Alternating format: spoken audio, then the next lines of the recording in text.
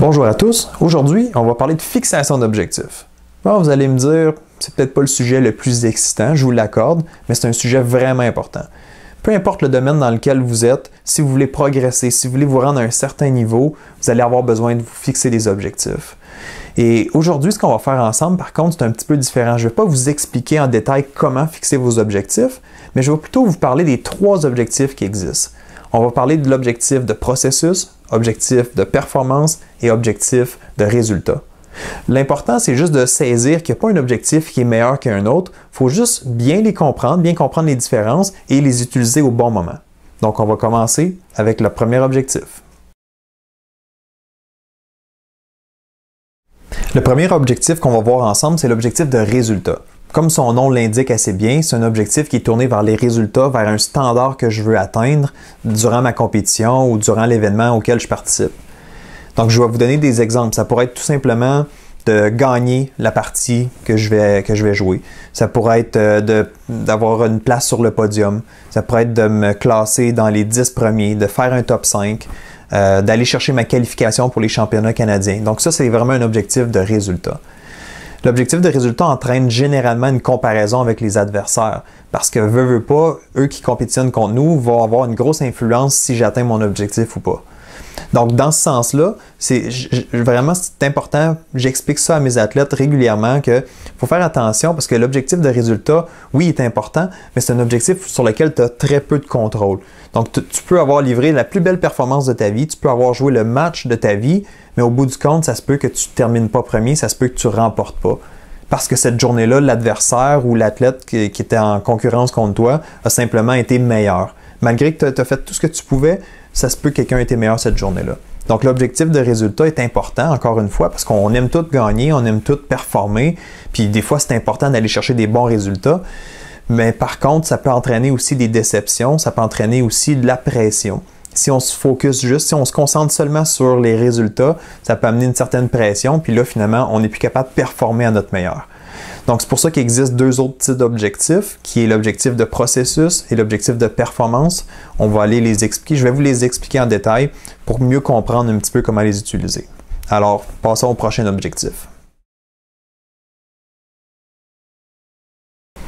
Le deuxième objectif qu'on va voir ensemble, c'est l'objectif de performance. C'est un objectif qui est beaucoup tourné vers soi-même, vers quelque chose que je veux accomplir durant la compétition. Tantôt, on a parlé de l'objectif de résultat, où est-ce qu'on est vraiment influencé par ce que les adversaires vont faire, mais je vous dirais que l'objectif de performance est un petit peu moins influencé par les adversaires, justement, ou les concurrents ou les coéquipiers. C'est un objectif où est-ce que moi, je me fixe quelque chose que je veux atteindre à l'intérieur de ma compétition, et je vais vous donner un exemple pour que ce soit plus simple. On va prendre, par exemple, un sprinteur aux 100 mètres. Bon, lui est à la ligne de départ, et son objectif de résultat peut être de remporter la course, ou ça pourrait être de faire un podium. Ça pourrait être ça, son objectif de résultat. Par contre, à l'intérieur de sa course, il pourrait avoir aussi un objectif de performance. L'objectif de performance pourrait être simplement de dire « je veux faire mon meilleur temps de la saison ». Donc, je veux courir ma meilleure distance en le moins de temps possible. Et peu importe ce que ça va donner comme résultat, moi, c'est l'objectif que je me fixe. C'est l'objectif de performance que je vise. Je veux faire mon meilleur temps. Donc ça, c'est un objectif de performance. Comme vous voyez, il y a un petit peu plus de contrôle sur ce genre d'objectif-là, mais encore une fois, pas à 100%. Mais un autre exemple que je pourrais vous donner, ce serait un joueur de soccer, par exemple. Il pourrait dire, son objectif de résultat pourrait être « je veux marquer un but ». Oui, OK, mais pour atteindre cet objectif-là, qu'est-ce que tu pourrais faire comme objectif de performance? Donc, son objectif de performance pourrait simplement être de se créer des chances de marquer.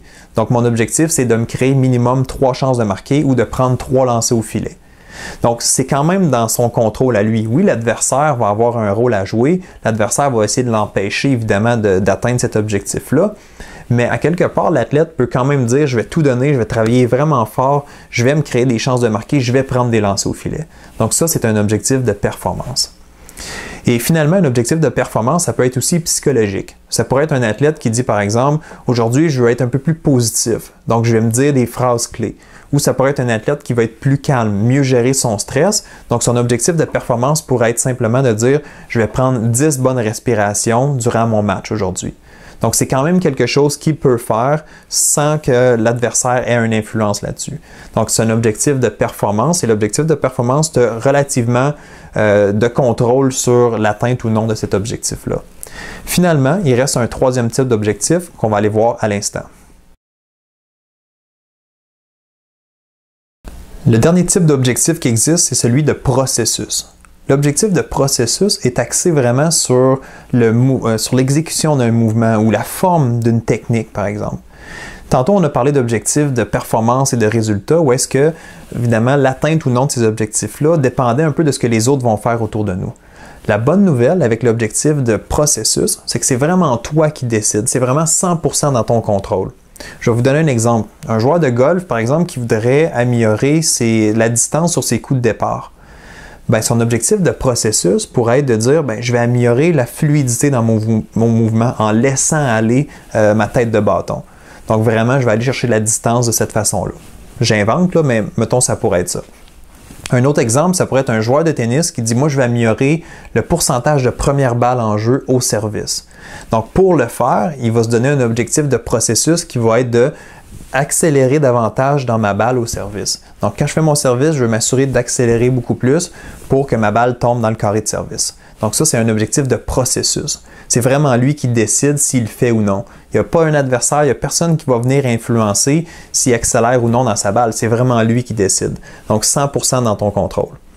Donc, en résumé, si on fait un petit retour sur les trois types d'objectifs, on a l'objectif de résultat, où est-ce que tu as peu de contrôle malgré tout.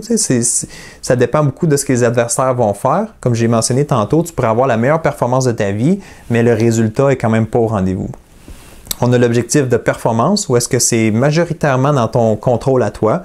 Donc, tu veux faire un standard, tu veux atteindre un certain niveau, un certain pointage, mais c'est quelque chose que toi, tu peux faire indépendamment de ce que les adversaires vont faire autour de toi. Et finalement, l'objectif de processus, c'est vraiment 100% dans ton contrôle. C'est toi qui décides si tu l'atteins ou pas. Et souvent, cet objectif-là va t'aider à avoir des meilleures performances et évidemment à amener des meilleurs résultats.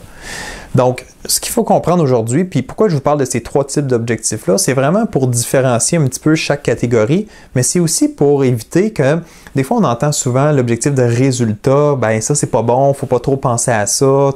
Oui, il faut faire attention. L'objectif de résultat est bon pour se motiver, pour avoir un objectif, un but, tout ça, c'est correct.